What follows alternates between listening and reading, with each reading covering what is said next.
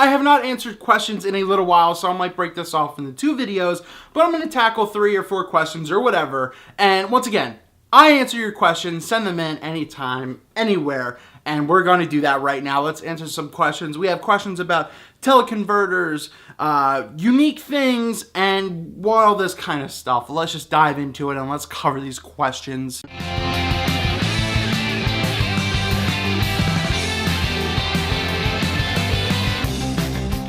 Mike asked this question on YouTube and is, how do I feel about teleconverters? What are the pros and cons? I think teleconverters are definitely a necessity in the photography industry, but it all depends on what you're shooting. And primarily to me, it really just kind of lends its way to wildlife, animal, birding photography, all that kind of stuff, and sports. Sports definitely, because, there are 400, 500, 600 millimeter lenses, but they are also $6,000 to $12,000 to $30,000.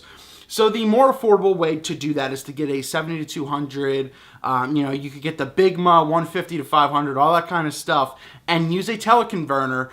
Yet again, you're going to lose a little bit of light because all depending if it's like a 1.2, 1.3, 1.4, teleconverter, all that kind of stuff, you do lose a little bit of light, kind of like a variable aperture in a way. So like your 6.3 would be like an f8, all that kind of stuff. But outside shooting, you can compensate for that. So just keep that in mind when you're buying teleconverters. But I absolutely think teleconverters are a necessity in the industry if you're into sports and wildlife, like I said. And, they're not terribly expensive. You could get pretty much any teleconverter for under $500. I would stay away from these like cheap $30 ones. I wouldn't trust them being on a very expensive lens. They've been known to snap off of your camera's mounts and everything like that. So just be very, very wary of that. That would be kind of the con thing, is the cheap ones.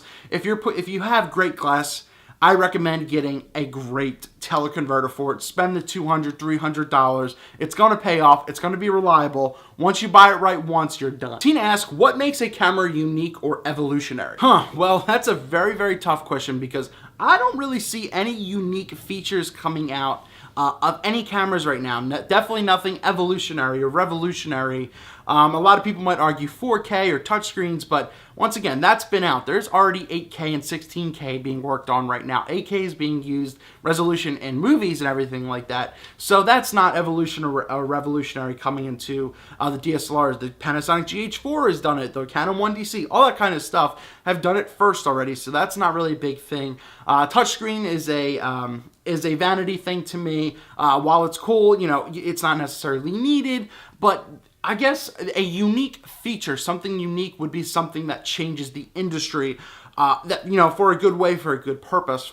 For example, the Nikon D90 was the first HD 720p DSLR on the market. Now that is evolutionary, revolutionary, stuff like that. So for example, it's got to be something big. These tilty screens, all that kind of stuff. They're helpful to some, but they are vanity. They're not revolutionary. They're not evolutionary. So a unique thing has to solve a big problem or introduce something, in the near future. That's what I think makes a camera unique. Something that really sets a standard and changes the industry. I guess one of the last questions I'll answer for this one, I don't have a name for it, but it was, will an f1.4 lens help me master low-light photography? Do I even need a flash? I think this became from someone who's really just getting into the industry, because you will absolutely should invest in a flash. You should know lighting. You should eventually learn how to, go off-camera lighting, because, learning flash is pretty much